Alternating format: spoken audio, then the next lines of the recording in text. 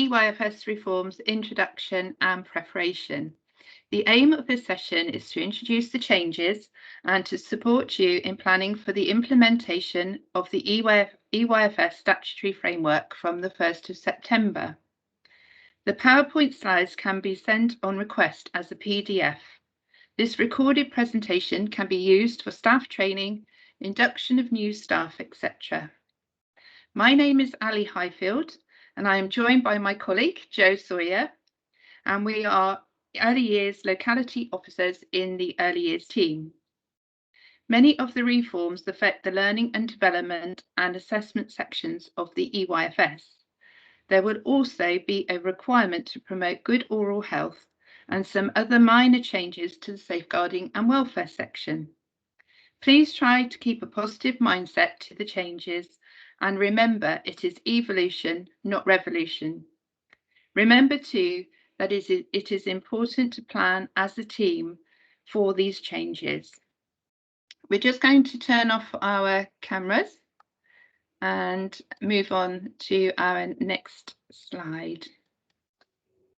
So obviously this is a recorded session, so this doesn't really apply, but we would just like to say if you have any questions, please contact the Early Years team by email or contact your Early Years link worker and they will be able to support you or signpost you to information. So the aim of this session is to introduce the changes to the EYFS 2021 and look at strategies to support implementation from September. We are going to be looking at the key changes within the EYFS statutory framework, the development matters, which is the non-statutory guidance document to support your setting and practitioners. And this was published in 2020, so hopefully you've already been able to have a look at this document. The curriculum messages and what makes an effective curriculum. Any curriculum will be unique to your setting. It has to work for your setting and needs to be developed by you and your team. We will be looking at pedagogy strategies, and this is how we can support children's learning. We will also look at an assessment overview. Again, this must be what works for you and your setting. We will consider strategies to support staff in planning for the implementation from the 1st of September. And we will also, have some supporting documentation. We have developed an EYFS reforms webpage, and the link is provided on a slide near to the end of the presentation. This has a range of supporting documents, including loops of learning, development matters overviews, unique child form, etc. We will be looking at the points on the slide in brief. We do have other training which will look at these in more depth. For example, the 7 key features of effective learning, which is being recorded. It's a recorded presentation which will be available soon.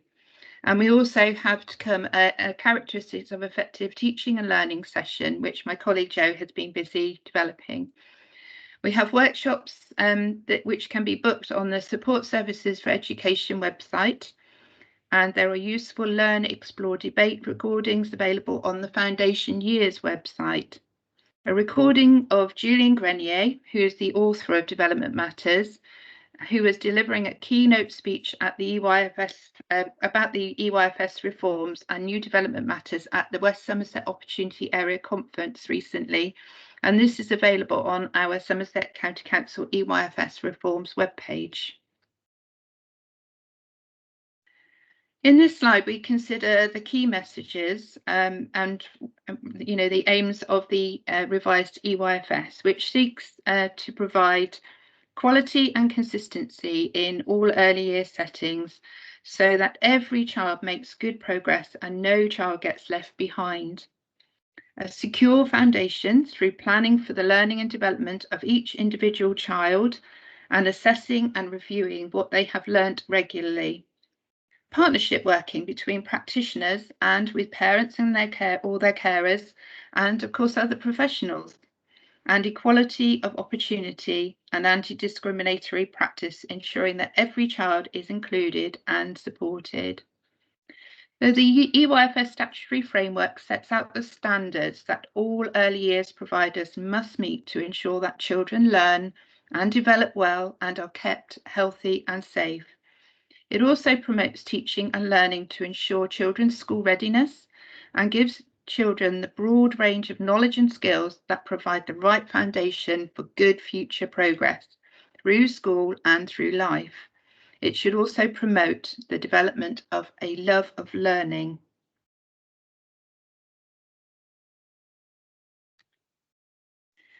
So on page 6 in the 2021 EYFS, it sets out the 4 guiding principles which should shape your practice, and these will seem very familiar to you.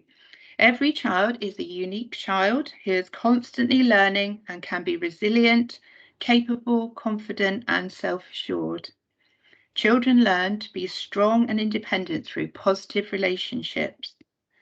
Children learn and develop well in enabling environments with teaching and support from adults who respond to their individual interests and needs and help them to build their learning over time.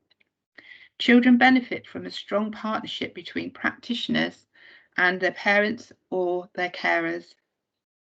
And the importance of learning and development. We know that children develop and learn at different rates. The framework covers the education and care of all children in early years provision, including children with special educational needs and disabilities. So you may well remember the principles into practice cards shown in the picture.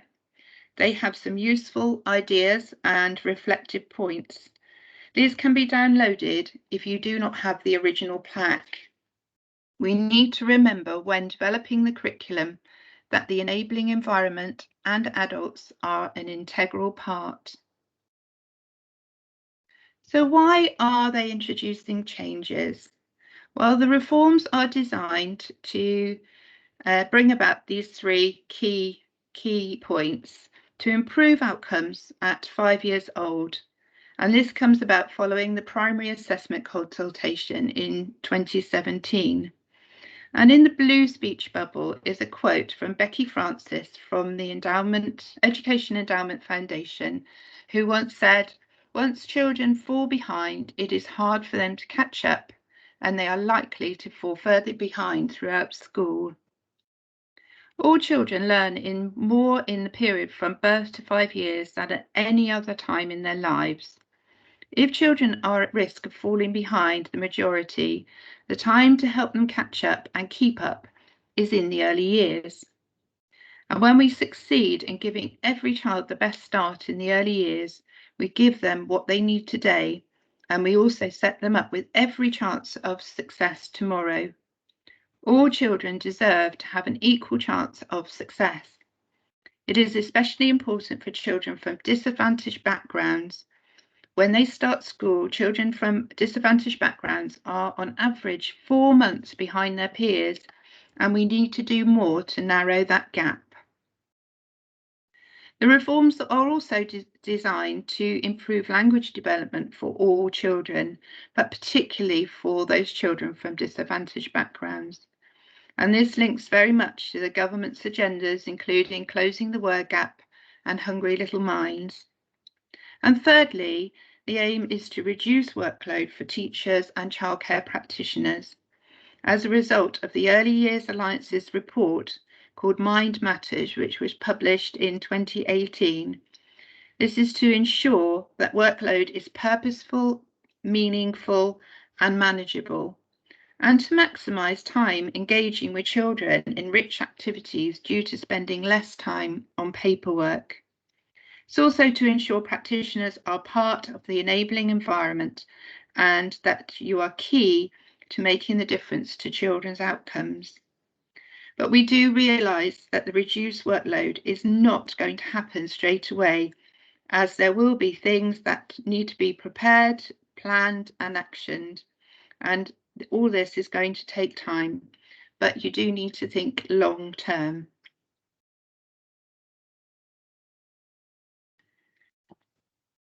The key changes are set out on this slide. So there will be more depth to the statutory educational programmes in the EYFS framework. This links to more in-depth learning, and you should use the educational programmes to design your curriculum. There is increased focus on early language and extending vocabulary across all educational programmes. The new development matters that both supports and complements the new EYFS and the new educational programmes, and we will be discussing the development matters in more depth later during this session. Only emerging or expected at the end of the EYFS, reception teachers are still expected to identify more able children and support them to excel. They're just not expected to record exceeding at the end of the reception year. The early learning goals are clearer in bullet point form, but it remains a best fit judgment about a child's development at the end of reception year. It remains a best fit model, so in other words, what sounds most like the child. It's important to draw on your knowledge of the child and to use your professional judgment.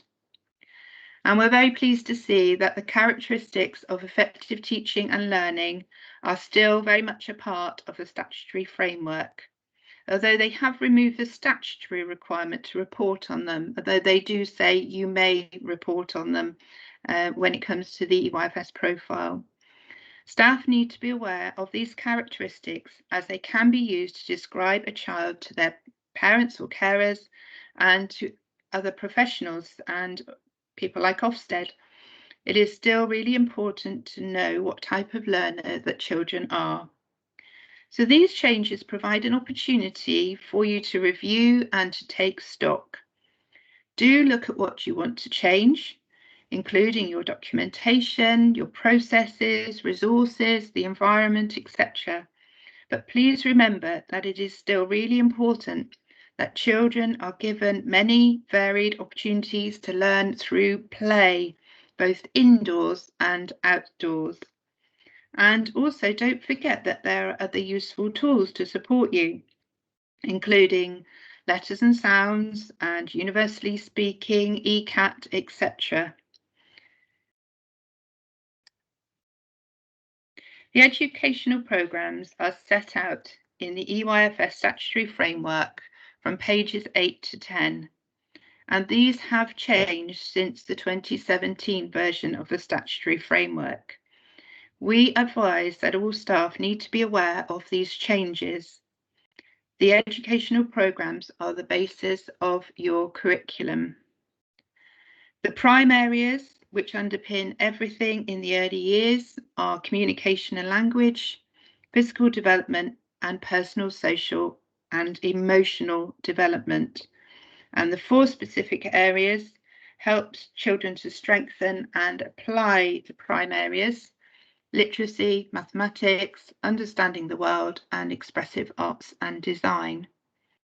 And as we are already aware, all the areas of learning are connected together, and the characteristics of effective teaching and learning weave through them all, which support children to become more powerful learners and thinkers. These characteristics develop as they learn to do new things, acquire new skills, develop socially and emotionally, and become better communicators.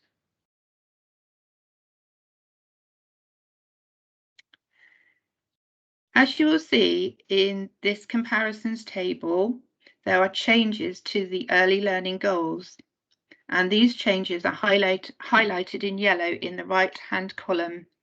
You may wish to pause the presentation and spend some time reflecting on these changes. There are some key important points. The development of children's spoken language underpins all 7 areas of learning and development. Children's back and forth interactions from an early age form the foundation for language and cognitive development.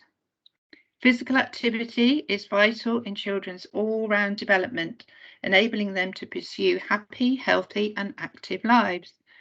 Gross and fine motor experiences develop incrementally throughout early childhood, and it is important to know and understand the progression in developing these skills. In literacy, there is a focus on supporting a lifelong love of reading. Although shape, space and measure has been removed as an early learning goal, it is important that the curriculum includes rich opportunities for children to develop their spatial reasoning skills across all areas of mathematics, including shape, space and measure. And you will see that IT has been removed from understanding the world. Children are growing up with ICT and it has become a way that they learn. For example, they may use a magnifying glass app on a tablet or a phone to examine, say, an insect, or they may use a tablet to find out something or to record a dance, for example. Understanding the world involves guiding children to make sense of their physical world and their community. And it includes more definition for the natural world. That's people, culture, communities, and to discover more about the past and the present, more like history, obviously at an early years level for the children. But there are a couple of really key important points to note at the bottom of this slide, that the early learning goals are the level of development expected to be attained at the end of the EYFS, and that the early learning goals should not be used as a curriculum. Please use the educational programmes to help shape your curriculum. The early learning goals should not in any way limit the wide variety of rich experiences that are crucial to child development.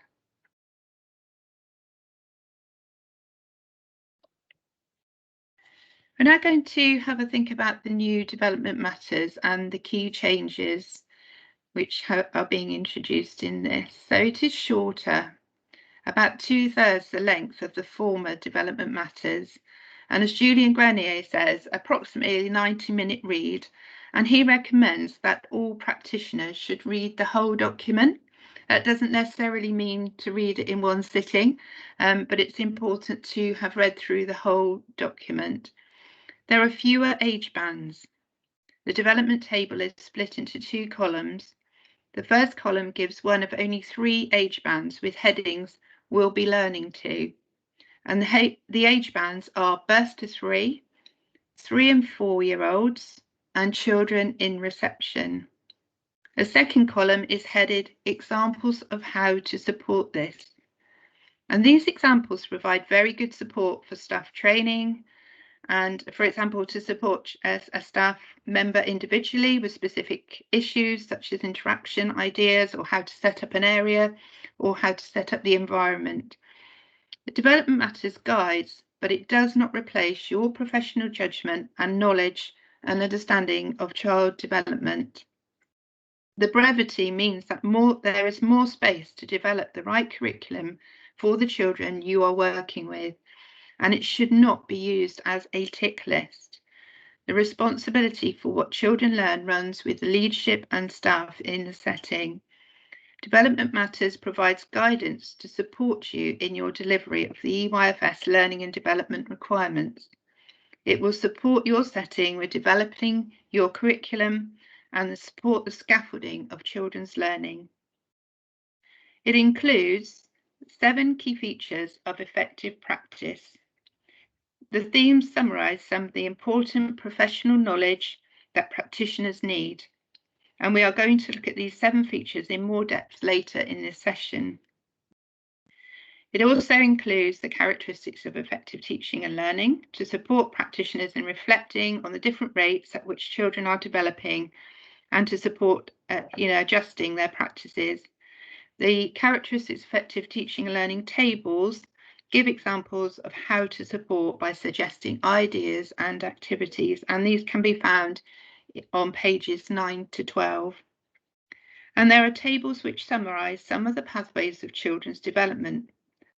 They provide guidance to help us develop an ambitious curriculum which is appropriate for the children attending your setting. The guidance sets out a basic outline of how we can support children's learning and development in the early years. It's a starting point, but not the full story. I'm sure many of you will recognise the picture on the slide. It's Mary Sheridan's book, From Birth to 5 Years, Of course, there are many other child development books available. It is really important that practitioners are aware and understand child development and know about important milestones. And also, it's really important that depth in learning, depth in learning rather, is much more important than moving from one age band to the next. A child's learning is secure if they show it consistently and in a range of different contexts.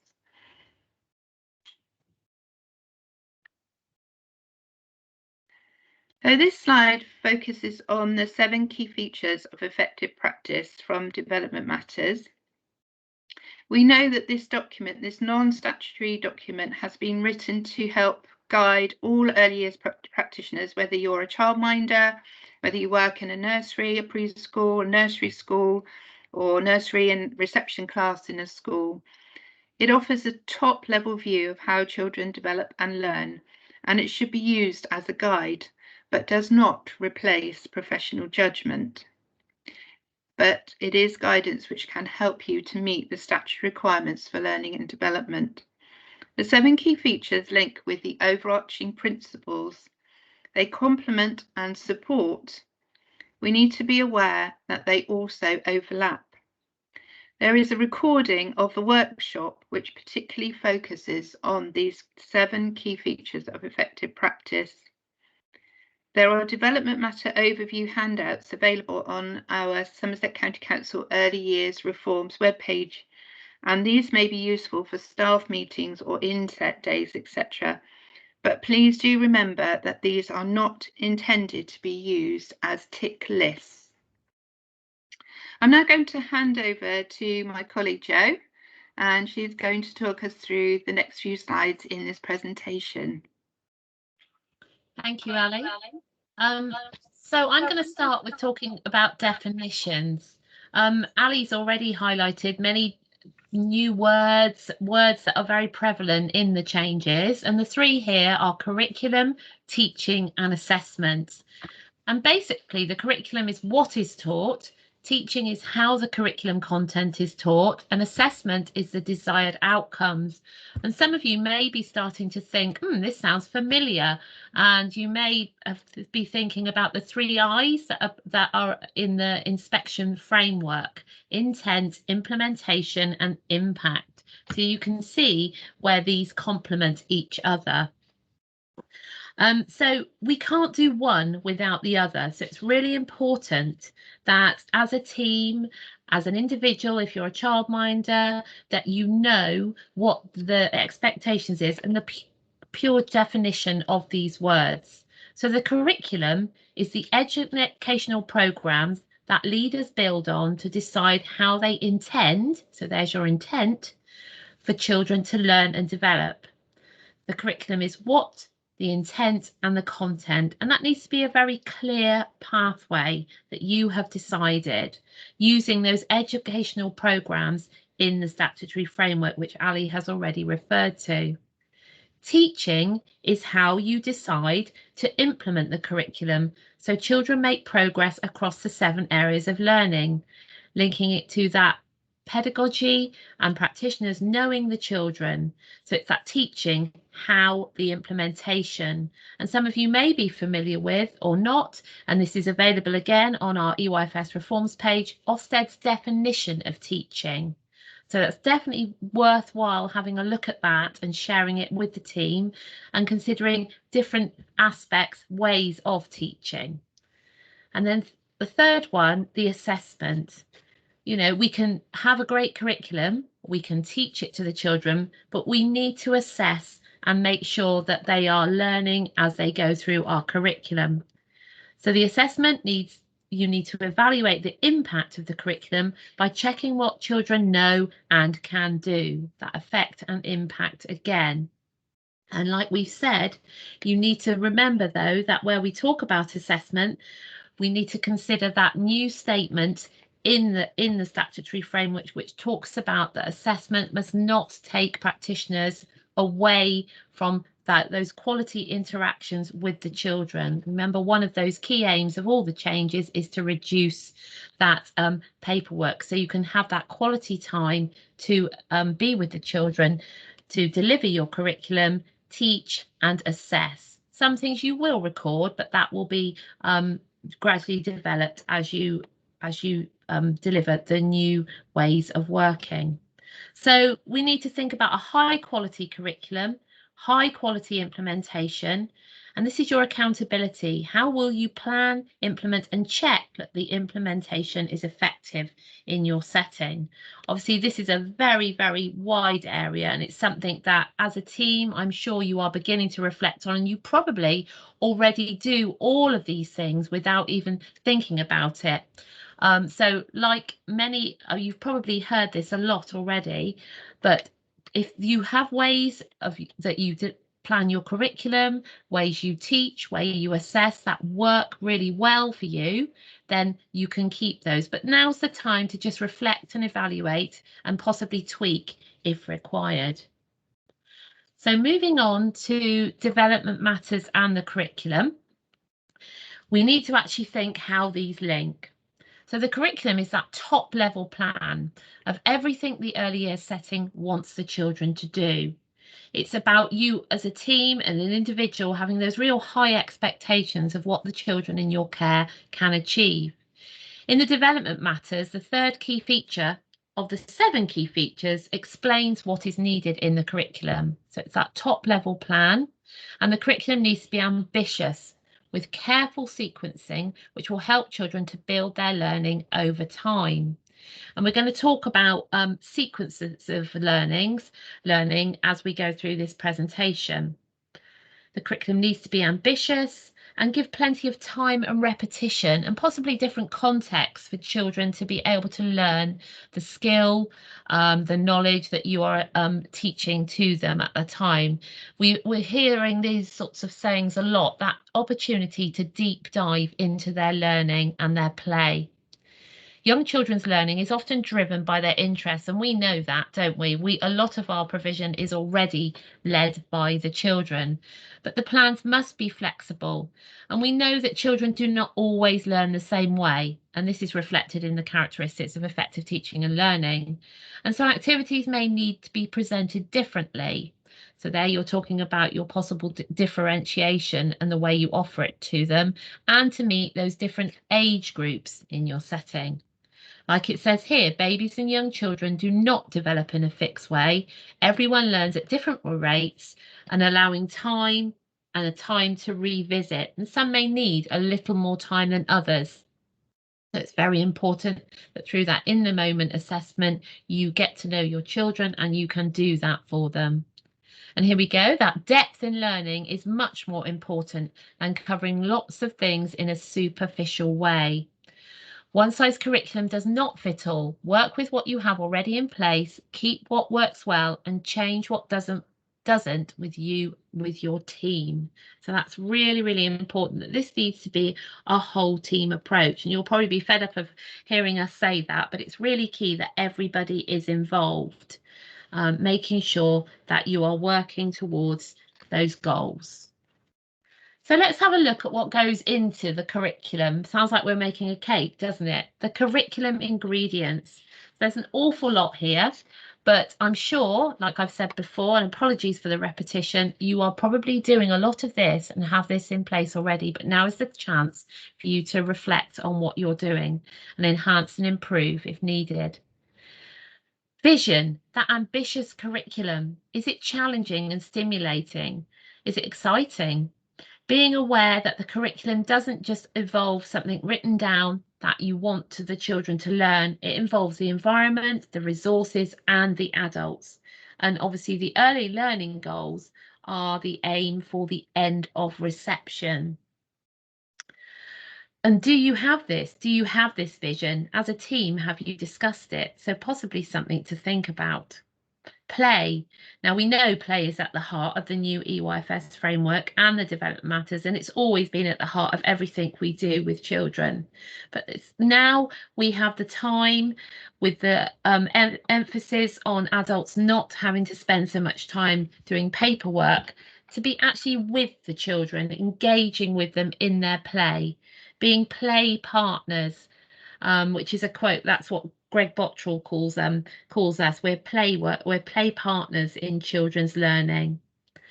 We need to have that balance of child-initiated and adult-led learning. Children can't get everything they need from child-initiated play. They will need us to show them, teach them, help them to further understand. It is not always helpful to wait for children to become ready. Adult-guided learning within children's play, where adults introduce new ideas, skills and concepts, can be of great value. Adult guided is particularly important for those disadvantaged children, because what we do makes a huge difference. So we move on to adult interactions here, which leads on nicely. It's that pedagogy approach, the strategies we use to support the children. For example, we may scaffold what the children are doing. I'm sure many of you have heard of that term before, and we do it day to day within our practice. It's just enough help to give children what they need to do it for themselves. We're not actually doing it for them, but just giving them that little pointer. And that may not actually be from a physical interaction. It could just be from a brief comment as you walk past. Oh, I wonder what would happen if you did da da da da da. Or what would happen if you put that brick on top of that one? And sometimes just by saying a little comment like that, you can encourage a child to dive deeper into their learning. And it's about having the opportunities for the children to practice, repeat towards fluency in doing it for themselves with that sensitive intervention.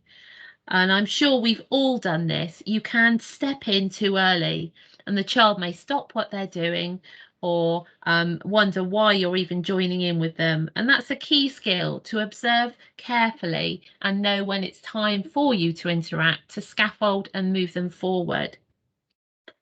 Consider children's interests and fascinations in everything you're planning and supporting children, and that will come from really getting to know your families and the children as well.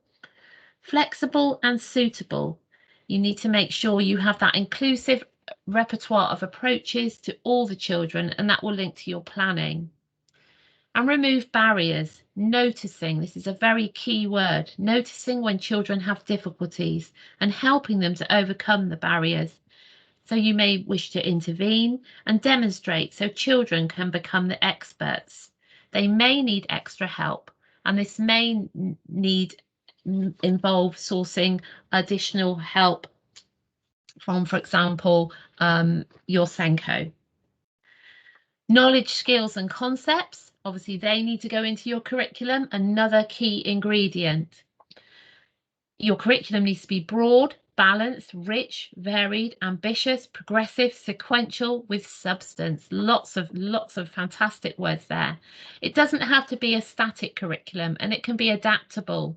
You know, children will turn up at your door with various random objects that they've brought in from home, or something exciting's happened over the weekend. And if you've got those children with those fascinations and they're going to be excited about it, and they're passionate and the other children become excited and interested in it, then go with that for that session, that time, and make it exciting. And you've obviously then adapted to their needs. Your assessment needs to link to a curriculum map. So you're noticing, you're monitoring, checking with that formative assessment. Again, it's one of those, the cycles that was in the current development matters. We're all very used to those cycles. And what do children need to know and learn by the end of, for example, you may think about term 1, term 4, term 5. These are just examples on this slide. You wouldn't have to do it like that, but just an example of how you may plan your curriculum. And how does it fit into the whole journey? You may have a progression model. For example, children who are not speaking in sentences are not going to be able to write sentences. They will need lots of stimulating experiences to help them develop their communication. That's why the time you spend listening to them and having conversations with them is so important. You can make a difference by noticing and taking action early. So this is your starting in your progression model for children to be able to write in sentences, that communication and those conversations. And that continuous improvement, meaningful assessment is linked to your curriculum. What, why, and how children are progressing within the curriculum is crucial. This supports every child to thrive. Systems to ensure that no child is missing out must be in place. And again, that teamwork, work as a team around the child. Then these children will promptly receive the extra help they may need. And with the right support and intervention, that will make the difference. Ensuring effective links between curriculum teaching and assessment. Most of assessment will be completed by your formative assessment. That may be in the moment. You may record some, for example, wow moments, and you may use observation checkpoints, and you hopefully will have seen these within the development matters, or you may create these yourself in your curriculum using various other documents, for example, universally speaking that Ali spoke about early, with key points in the year, the terms that you can see on the slide. But you must remember, you cannot teach if you don't assess. So it's really important that you do that and create those starting points as well.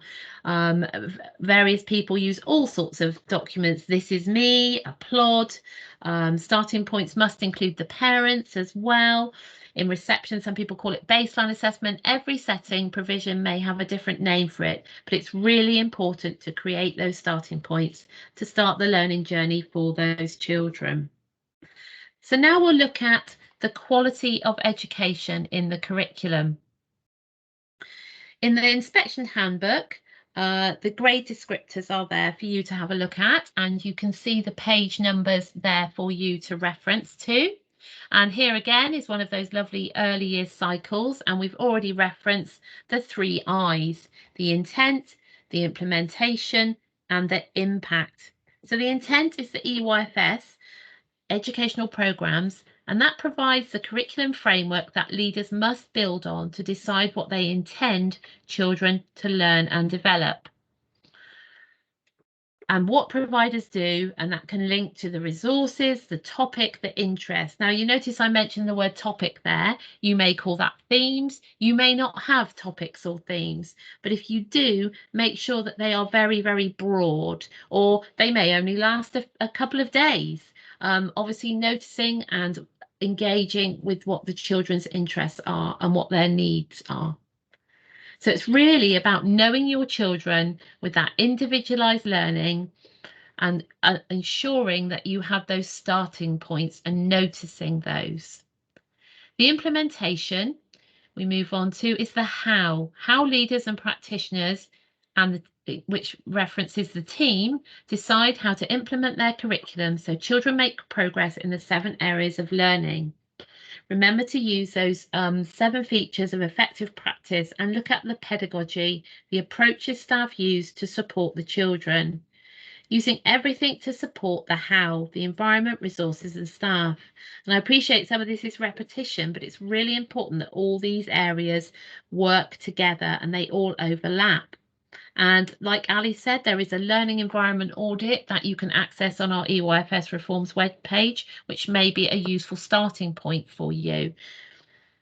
So we need to think about that differentiation. We need to link it to the definition of teaching, Ofsted's definition, and making sure your team really truly understand about all of those different aspects of what teaching looks like in early years.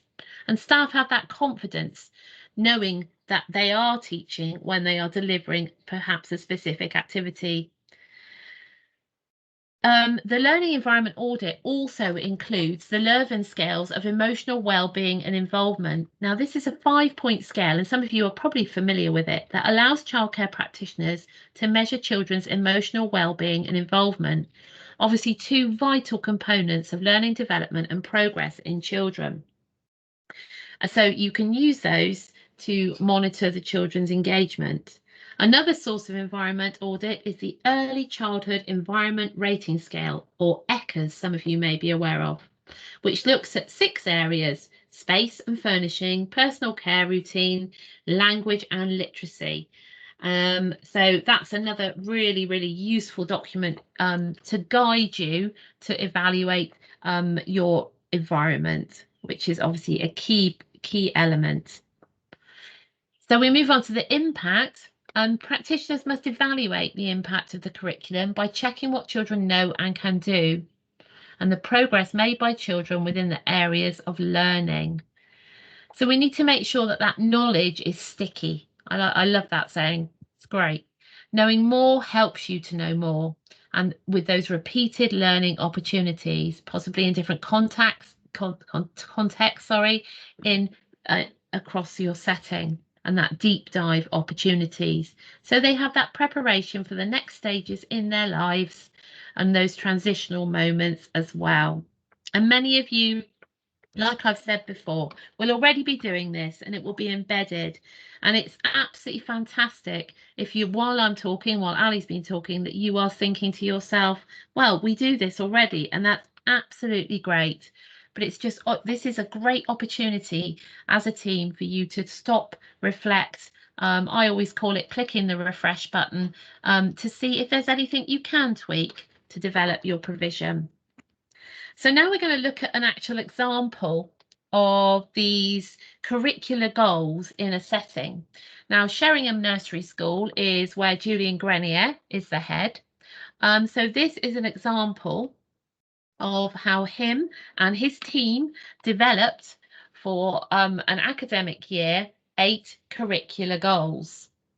So I'm obviously not going to read those all to you, and each goal has a progression sequence document.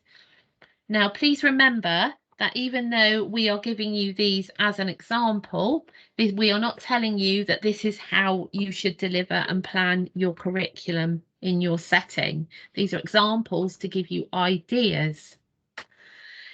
So these are the key milestones, like I said, in the curriculum, and the goals are ambitious. But as you can imagine, there is a lot of sequencing to get to the end goal. Each one has a progression sequence document. So we're going to have a little look at the follow a recipe to make a bread roll. And actually, when you look, before we move on to the next slide, if you look at all the other ones, for example, like ride a balance bike, sew using a running stitch, so many skills would come before that. And as you know, ride a balance bike, you've got all your physical skills there. Sewing, you've got your hand-to-eye coordination. So you can see the aims there are very high and ambitious, and that is what we want for the children in our settings. So let's have a look at one of the examples. Now, we're really, must apologise, but Nikki from our team has tried really hard to get hold of a sort of a PDF or Word copy of this progression document, but unfortunately she hasn't been able to. So obviously you can request for this presentation to be sent to you, so you will be able to look at it on here to use if you would like to, or to use as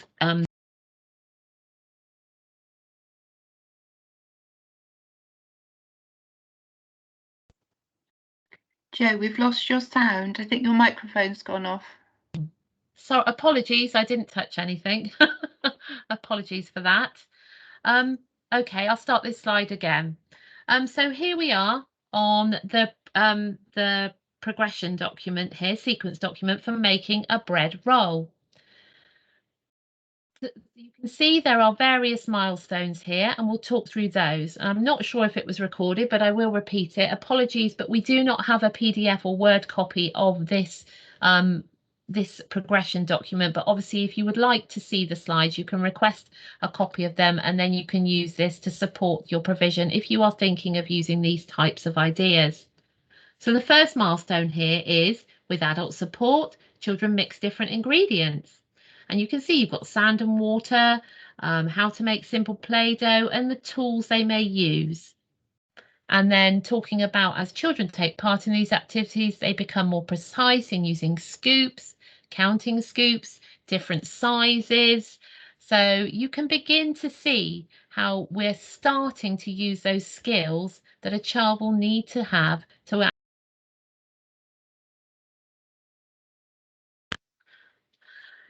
And I love the picture on the side of this here. You can see the child's got the tough spot with this, I think it probably is sand, I'm not sure, water, all sorts of things. And they are just having that opportunity to explore the resources that will be needed, obviously, to make a bread roll, and also just those opportunities of mixtures changing as they add different quantities of water and dry ingredients. And some of you may already have one of the Play-Doh stations that I know many settings have, where children mix their own Play-Doh. So that would be one of your starting points if you chose to make a bread roll. We can see as we move through the second and third milestones that we've got a small group activity where the children make a chapati with an adult. So there's more attention there to the recipe, to the accuracy of the ingredients. And then we move on to the third milestone, children making that bread roll with the independence of adding all the ingredients together, using a recipe card to look at numerals to represent how many scoops of flour, etc. So you can really see that gradual progression. And that final milestone, they follow the steps of a recipe independently, measuring ingredients, mix them and create their own bread roll, ready to be baked and obviously put in the oven by an adult. And I have actually seen this type of activity progress at a childminder's I was supporting, and she began to gradually make bread with the children. And I can remember visiting approximately 8 months after she first started, and I noticed on her kitchen table there was a recipe card with images of a scoop and numbers, and I asked her what this was for, and she basically described that she built up to the children making their own bread, and they could independently follow that recipe. So that was lovely to see. And this is just that key example of the progression and how it can start building up to that curricular goal. So now we're going to move on and look at the example of loops of learning. So we have discussed what the curriculum needs to be, and you may have an overarching curriculum already, but this needs to be broken down. How you do this is up to you, but needs to suit the way you work. Like with all these changes, you need to think about what already works for you, and you may already be doing this. This slide is an example of an EYFS backwards mapping loops of learning. There are hundreds of examples on the net, curriculum maps, loops of learning, all different, but all have the same aim. They need to include the curriculum, aim, and the intent, what you want the children to learn. And then the chart here will then include the implementation, what you are going to do, and how the adult will support the child. But you do need to think about considering children's ages and their development. For example, the intent. Engaging children in number rhymes is an example. Working with babies, you would start with action rhymes, for example, round and round the garden, peekaboo, to gain their interest. You would then start to introduce different rhymes, for example, hickory dickory dock, two little dicky birds. And this is obviously linking to language. As children grow confident, you might start to change the rhyme a little bit. So instead of two little dicky birds, two little fishes swimming in the sea. And change the names as well to making it interesting and fun. But as you notice, we've got that progression of learning. There's action rhymes with the babies, moving on to those number rhymes, and then making it more exciting with changing names and the animals. Then you might introduce different number rhymes, expanding the numbers to reinforce counting. So we all know those traditional ones: 10 green bottles, 5 little frogs, 5 speckled frogs sitting on a log, 5 currant buns, etc., etc. But it's making it really, really exciting and changing it sometimes, like I've said, with different names to make it fun. And consider as well that some of these number rhymes, if you are thinking about number, they all count up. So make sure you think about finding rhymes that count down, subtract as well. So you may like to consider using something along the lines of this loop of learning. And it's just a very, very basic document, not lots of written recording, but you can obviously demonstrate the sequences and progression of children and note anybody who might need that just the little bit of extra time or additional support to engage in the aims for this, for the intent of this. Develop a joy of poetry, engage children actively in poems and embed new vocabulary.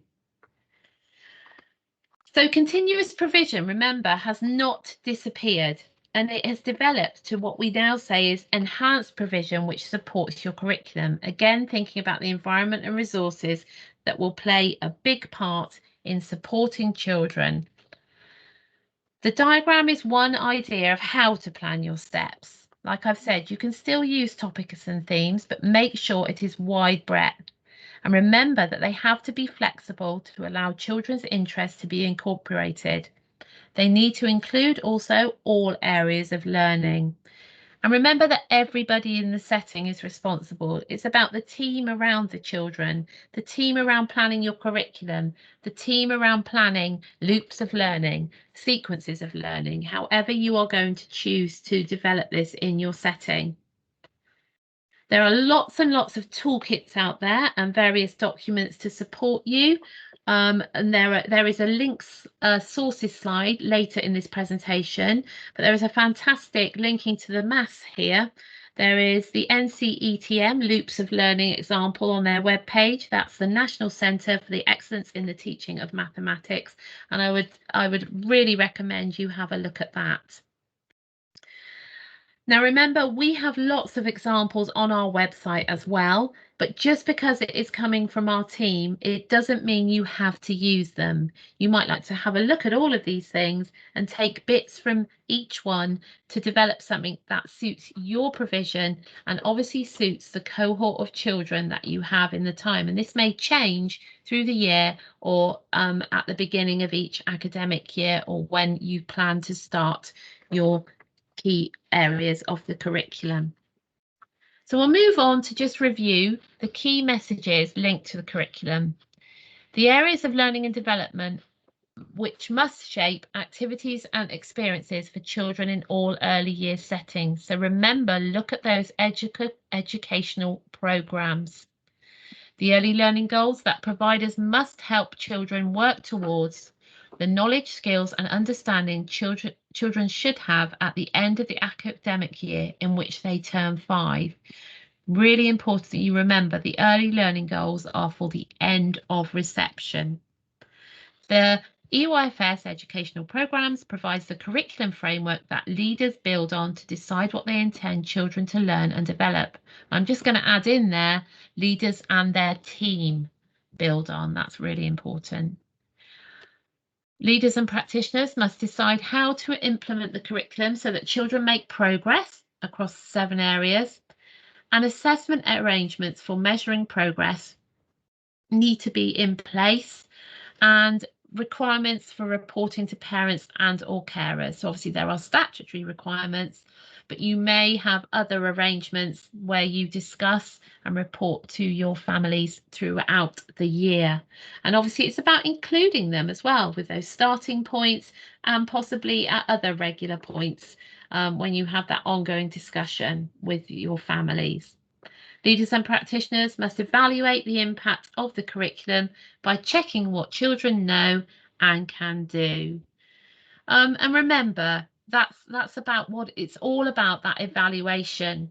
You know, if something is not working, then evaluate it and tweak it a little. So hopefully aiming to deliver the best quality curriculum to the children in your care. Right, I'm going to hand back to Ali. Thanks, Jo. So the next slide focuses on some interviews that were recorded by a company called Family, and the presenter Aaron recorded interviews with Ofsted's, Phil Minns and Wendy Ratcliffe, who are both HMIs. And we thought it would be useful to include these interview takeaways, some key points that came from these sessions. Firstly, that paperwork is no longer a focus during an Ofsted inspection day. Inspectors are really looking to focus more on a day in the life of a child at the setting, and what experiences, the way that practitioners interact with the child and so on. That's very much going to be their focus for an inspection. And Ofsted deemed direct observation and conversation with both staff and children to be the most effective way to assess children's progress. It's also helpful to think about the EYFS as the basis of the curriculum, and then consider how it can then be built upon to ensure each child gets the support and the attention that they need. Keeping inspections consistent will also be vital, especially as Ofsted implements the new framework changes. And the new framework comes along with quality assurance procedures and an accessible approach to collected findings to keep everything transparent. And I'm sure you're already aware that they do publish their early years inspection handbook, which is available to download and read. And we very much recommend you to have a look at the inspection handbook so that you can prepare for an inspection. You know what's coming then.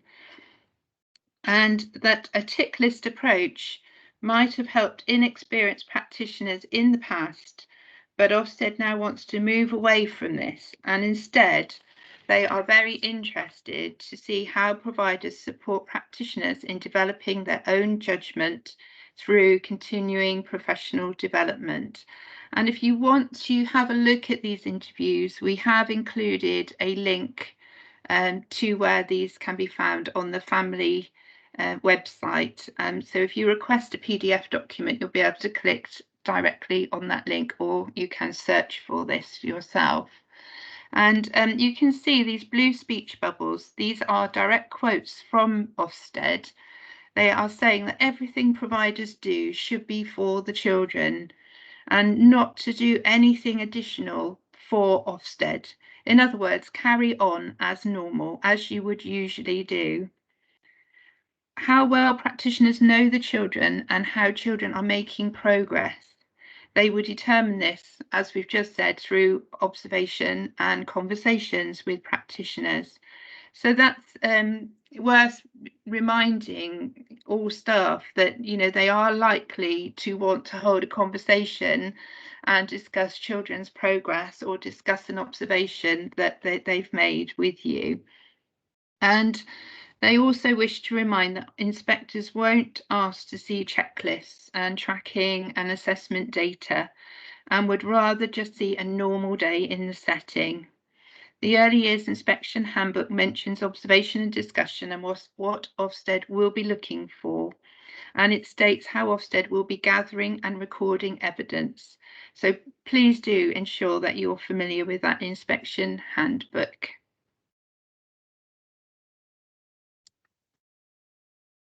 So we also have a link on this slide, which is for a YouTube clip. Again, you may wish to view this at a later time. So this is what expectations do Ofsted have around children's progress.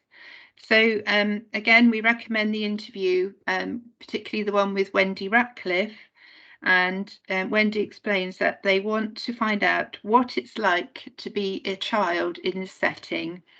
They will consider what the child knew and could do and remember when the child started. So that's really important to gather starting points. That's still really, really important that you have a good understanding of what the children know and can do when they start with you. And they will consider what the journey has been like for that child in your setting. And I think this picture very much relates to the progression in the activity that Jo described with, there we have a child needing dough. So that this child could be at quite an early stage. It might just be a case of, being given some flour and being given some water and just having a chance to mix those two ingredients together and feel the texture. you know, and really get used to handling that dough and kneading that dough. And perhaps the older child in the background is being taught to measure cups of water and flour, and you know, is continuing on with that progressive model, you know, learning about, you know, what quantities to use and how to knead the dough and so on, and perhaps leading to being able to produce, as Jo said, produce the bread roll eventually. So please, you know, do have a think about those Ofsted curricular messages, and these very much link to the revised EYFS. Now going to hand back to Jo for the delivery of the next couple of slides. Thanks, Ali. So we've talked about the curriculum, and now we need to think about teaching, and now we need to think about the assessment as well, because like I said earlier, none of these can happen without the other ones. So here are 3 key principles to guide you as an individual or a setting, as a team, again, apologies, there's that word, as you review your assessment processes and how you deliver this in your setting. So review what you are doing and keep doing the things which work well for you. The quote in the green bubble there from Julian Grenier: no setting should stop using assessment in ways which work for them. We must not throw the baby out with the bathwater. So if you have systems that work for you, that is fantastic. But please remember that the statement from the statutory framework that assessment should not entail prolonged breaks from interaction with children nor require excessive paperwork. So that's definitely something to consider. And that, like I said, is statutory. So choosing the right tools for the job is obviously important, and what works best for your setting and your team. Some people use paper and pen and various formats. Some people use Tapestry and other online apps to communicate, because they sometimes work particularly well linking directly with families and as a method of communication. So obviously, again, it is up to you what you want to use, but it's choosing the right tools and considering that statutory statement. And remember, this links greatly to that statement: stop doing work which does nothing to improve children's care and learning. And Dr. Helen Edwards from Tapestry says, our approach to observation and assessment embraces the new development matters in that the focus is less on tracking children's knowledge skills and more on identifying and describing those unique learning journeys. And like Ali said in the previous slide, when Ofsted come to visit you, they will want to talk to you about the children, with your key children possibly, and they will want you to answer that question: what is it like to be a child in this nursery? What is it like for that child? So it's thinking about, you know, you may still record those wow moments, etc., but not having you, you know, heads in an iPad, for example, on an online app consistently throughout the day, when your time is much more valuable with those quality interactions. So one way that some settings do record, and I've spoken to quite a lot who use this format now, are a learning journey, journals, my story. There's lots of different names out there, and I keep coming across different ones, everybody I speak to. And we are not saying this is a way to do it, but this is just one way you could record a child's learning. Now, the learning journey, some of you are probably very familiar with these, may include observations made by the key worker or other nursery practitioners, because it's important to notice and inform key workers if you notice something when you're with another child who may not be your key child. Annotated photographs, snapshots of significant achievements, quotes from the child, artwork, mark makings, comments from parents, carers. Now, the aim of this is to build a unique picture of what each child knows, feels and can do, and their interests and learning styles. But it's really important that they don't become onerous, and practitioners are not spending hours taking photographs, cutting out, sticking in, etc. It can just be perhaps the odd photograph, and then that is put into the learning journey, and it's annotated with the child. So for example, this picture here, again, we're on the theme of making bread. You've got this little one. Imagine if you stuck this photo into a learning journey and then asked him to talk about how he was feeling. What was it like? Did you like it? Why were we doing that learning? And then annotate with his vocabulary, his words, which makes it much more exciting and makes a photo come alive, including any of his funny little quirky comments as well, because I think that also makes really lovely reading for the parent and for anybody else who looks at that learning journey with the child. You know, tell a story when you write anything, any of these observations involving that child as well. And if any of you are concerned, if some of you are using online recording apps for children's learning journeys, and some of you are just paper-based, Ofsted will not make a judgment any different to you, whichever format you are using. So it's really important to involve, if you do decide to use these learning journeys, which I think are really valuable, you can make sure you involve the child and the discussion, and also you can also involve the parents, which is really fantastic. I used to use these in the setting I managed, and I used to ask parents, for example, it's half term this week and many children would not attend, so they might have gone for a day out to a Longleat or somewhere, a theme park. So I would say save their ticket, save the leaflet, and they would bring it in, and with their key worker they would stick it into their learning journey, and then obviously you can imagine all of the conversation that would come from that, and you could annotate this one item with lots of lovely comments. And then the learning journeys could then be used at a later date to retell their times, their stories. So again, supporting that vocabulary development, which is a key thread in the new EYFS. And I would also make these documents, I did, and it would be up to you if you chose to go down this route, make these books, scrapbooks, available for children to access as well. I would often turn around and 2 or 3 children would have their learning journeys open. They would be talking to each other, pointing to their pictures, their artwork, about what they could see and what they had done, really, really valuing their own voice as well. With regards to mark making and artwork, children would ask me to put items into their learning journey. So therefore, again, valuing and being proud of their learning time. So something to consider, very worthwhile. Just something that you might think about implementing in your setting. So yes, the main message here is making sure that you include the child and include the parents to create that lovely story of the child's time with you, their learning story. Thank you, Ali. I'm going to hand back to Ali now. Thanks, Jo. So on this slide, we have some comments that have been made by a person called Becca Wigmore, who works in Pembroke Infant School, which I think is in Hampshire. And the school is part of the early adopters. There were schools which put themselves forward to sort of trial the revised EYFS. So they had the obviously the revised document which came out for early adopters, and they had the benefit of the non-statutory guidance of development matters which came out in the autumn.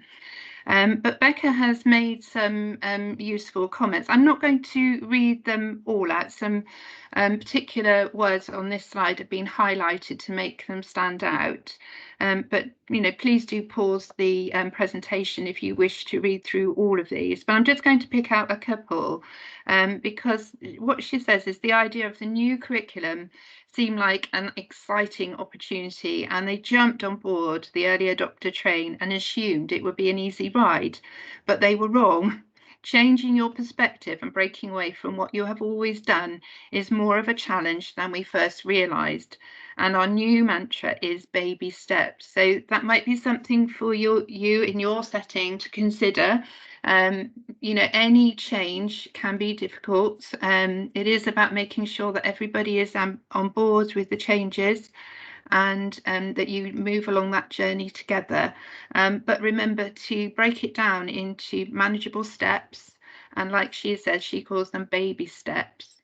She also talks about having the flexibility and freedom to create a curriculum based on their own children, has provided them with opportunity to explore how the children learn.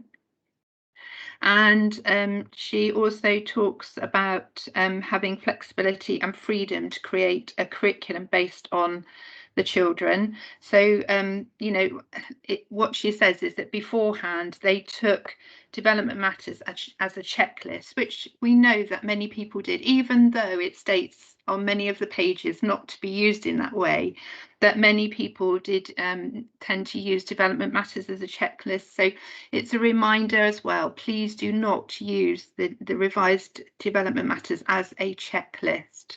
And so these points can be accessed from a blog which is available online. It's Julian Grenier, and you know, you can have a look at more comments about this. And I'm just going to move on to, she talks about skills, curriculum progression documents and skill progression documents. And if I move on to the next slide, this will show an example of their skills progression document. Clearly it's for how to, you know, manage using scissors, how children learn that skill of using scissors, and the progression that the steps that they would want the children to move through. And on the bottom of the slide, it gives that link for Inside the Secret Garden. That's Julian Grenier's blog, which includes Becca Wigmore's useful tips and more, very much more. There's skill progression for physical activities, for gross motor development as well. Some examples, and like Jo said, these are examples. You don't have to do this if you don't wish to, but they are some examples that you may wish to adopt in your setting. And of course, many of you may well know schools that have been early year adopters within your areas or within your early years communities, and they may well be willing to share some tips and ideas for adopting the revised EYFS within your early years community. So I would suggest, you know, if you are not involved in your early years community at this time, please do get in touch with your link worker. We can signpost you to your community, and they may well be having discussions with early adopters and asking about, you know, what sort of ideas that they've could offer as tips and suggestions moving forward.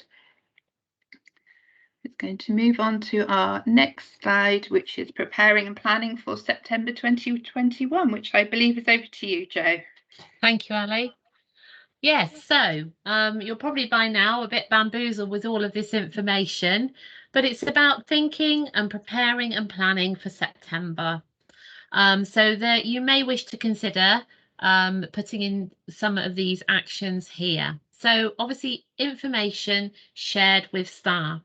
So we're recording this for you today. So you may wish to signpost key members of your team, all of your team, to this so they can watch it not in their own time, but at their own time, or you may wish to signpost to specific slides, which you will be able to do. You can use this in a meeting, a staff meeting, and look at your curriculum. Think about what do you want the children to learn, and then reflect and evaluate on what you already do well. Give yourselves a pat on the back if things are working fantastically, you know, and what needs developing, and create possibly an action plan for this development, because that will keep everybody on track with, you know, key aims through the year, a little bit like a progression document for the children, a progression document for you as a team. And remember, the aim with the new curriculum, the new EYFS framework, sorry, is for reduced workload. But this is where the hard work is going to be at the moment, with you and your team being proactive and planning and thinking ahead.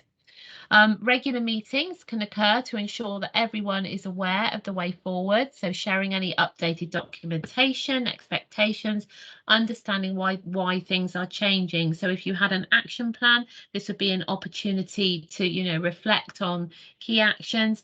And remember, possibly consider, delegating actions, delegating tasks to other members of the team as leaders. Don't feel you have to do everything yourself.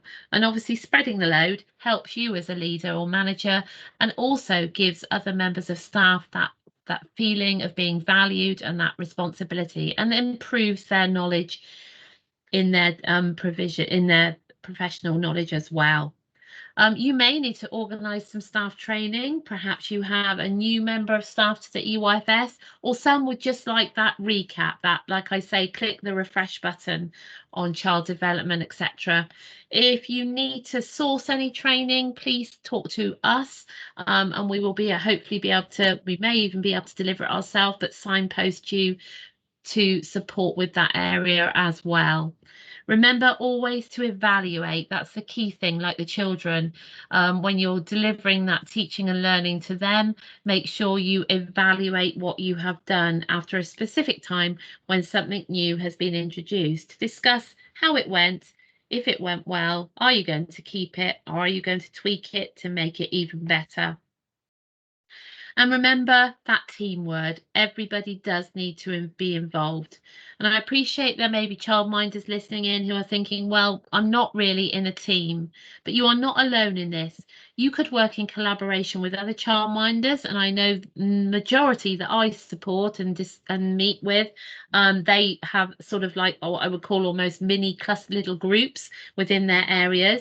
And you may wish to link with your early years communities as well. I know of one early years communities that have set up a very successful buddy system where they've connected childminders with setting leaders, and they've virtually met and discussed their approaches to all of these changes, and it's worked really, really effectively. So even if that's not the area you are in, you might like to approach your communities and suggest that's something they do. If you would like any of the contact details for your early years communities, please get in touch with us and we can let you have those. So yeah, it's taking these points and having a think about what your next steps are with preparing and planning for September. So back to Ali now. Okay, thank you, Jo. This slide, I won't read all of these out, but we've just collated some useful sources of support. Obviously, it's really important that you are able to view the statutory framework. Most people would prefer a printed copy, I'm sure. There are companies, if you struggle to print anything, there are companies like Pacey, and I'm sure the Early Years Alliance as well, that offer to purchase copies of the statutory framework. Also Development Matters, and there's a vodcast link on there. We mentioned the Principles into Practice card earlier on in the presentation, and the Education Endowment Foundation, and so on.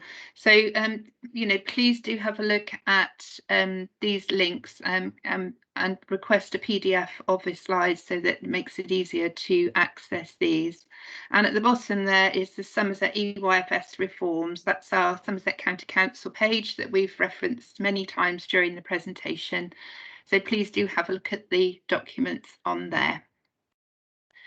And as Jo said, we already have delivered and are currently continuing to deliver workshops. The working with the 7 key features of effective practice is being recorded and will be available soon.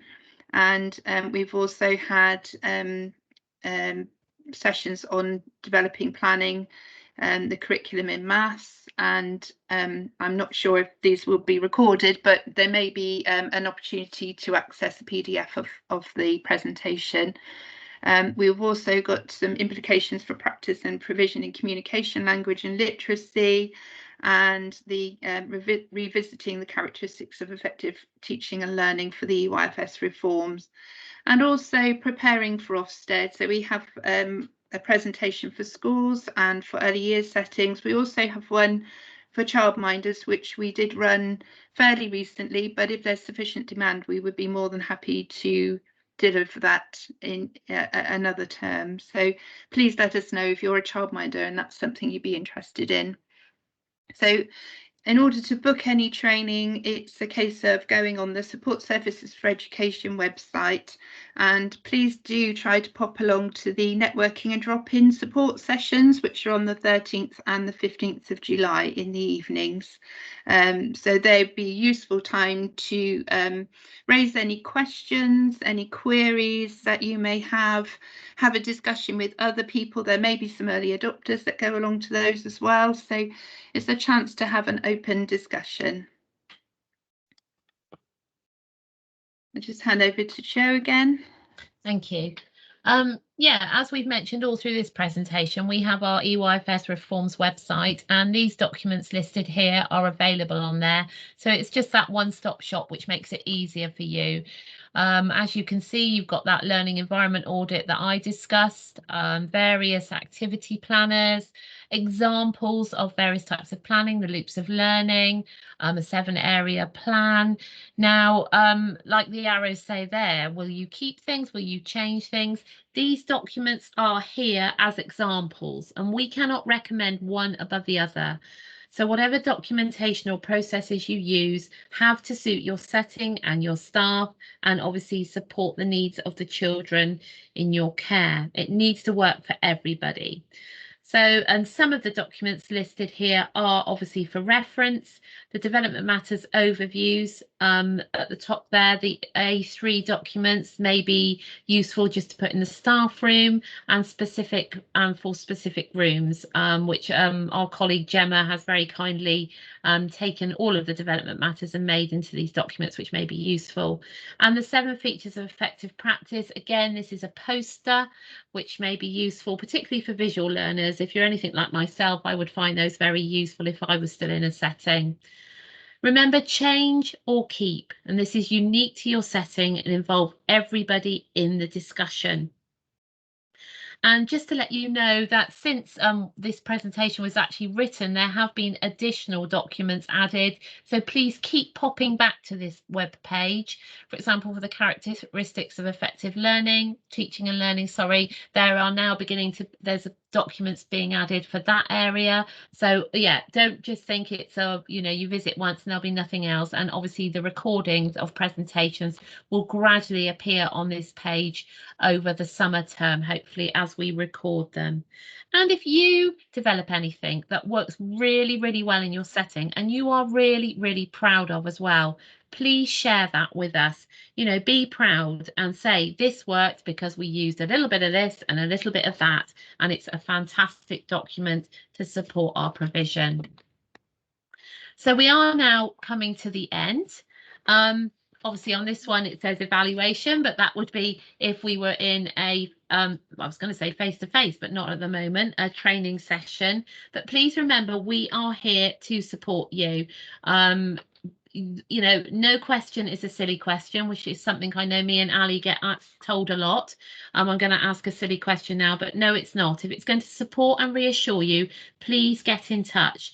Initially, you can get in touch with your link worker, or you can go direct through our SSE Early Years Improvement team email address. That is up to you, and we will guide you or signpost you to the right source to help you with whatever your needs are. And finally, the last slide, we found this quote and we just think it really summarises how we need to consider the children as an individual. Popcorn is made in the same pan using the same oil, yet not all the kernels pop at the same time. Children will pop, i.e. learn and develop, at their own rate with supportive relationships and environments. So that's just a thought to leave you with there. Thank you for tuning in, not enjoying the rest of your evening, which we normally would say. Please share this presentation, like Ali said, with colleagues. And remember, you can dip in and out of it now. It's available for you. Use particular size if you're reflecting on a particular area in your setting or as an individual. Yes, we appreciate there has been a lot of repetition, but like the children, the more repetition, hopefully, the more you will learn and embed the changes that are about to come our way. So thank you very much again. And I'd like to say thank you to Ali. Thank you, Ali. And hopefully you will find this very useful. Take care, everybody. Thank you. Goodbye. Bye.